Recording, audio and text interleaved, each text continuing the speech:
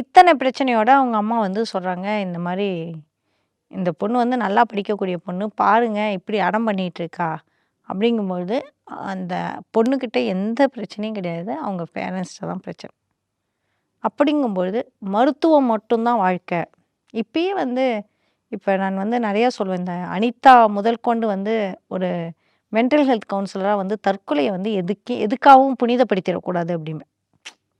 இப்ப சமீபத்தில இப்ப அந்த அதுல்னு ஒரு விஷயம் வந்தது. அதெல்லாம் வந்து தற்கொலை அப்படின்னா, உடனே நம்ம தற்கொலையோட பிரச்சனைய பேசி பார்த்தீங்களா, உலகம் இப்படி இருக்கு, அப்படி இருக்குன்னா, நாளைக்கு பார்க்குறவங்களுக்கு என்ன தோணும்னா, ஓஹோ!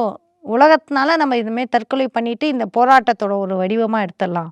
அப்படின்னு நினைக்கிறது வந்து உயிரோட இருந்து தான் போராடணும். தற்கொலை தீர்வாகாது. தற்கொலை தீர்வாகாது. நான் அதான் சொல்லுவேன், பில்கிஸ் பெனோ பார்க்காத கஷ்டமா?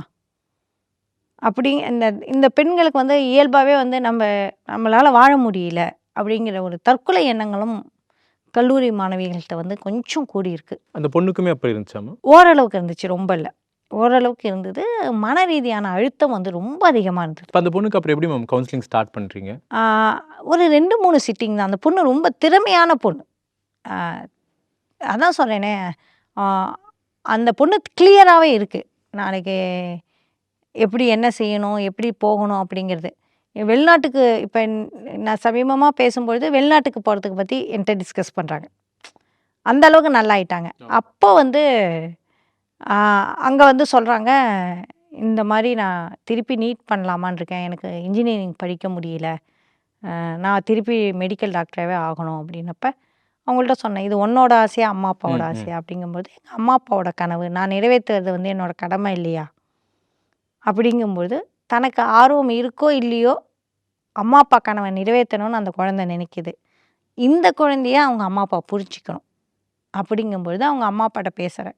பேசும்பொழுது அவங்க அம்மா ஓரளவுக்கு ஓகே. ஆமா, நீங்க சொல்றது ரைட்டு தான். எனக்கு என்ன வேணாலும் பண்ணுங்க. ஆனா என் குழந்தை ஆரோக்கியமா மாறுனா போதுங்கிற நிலைமைக்கு அவங்க அம்மா வந்துட்டாங்க.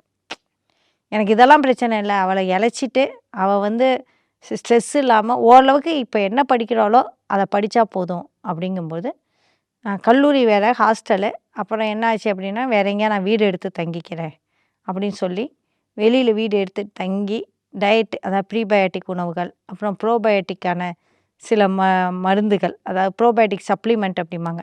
அந்த சப்ளிமெண்ட்லாம் இப்போ ஆன் கவுண்டர் விக்குது. ஸோ அந்த ப்ரோபயோட்டிக் சப்ளிமெண்ட்டு. அப்புறம் அவங்களுக்கு பிசிஓடிக்கு வந்து ப்ரோபயோட்டிக் சப்ளிமெண்ட் வந்து நல்லா கேட்கும் அவங்களுக்கு.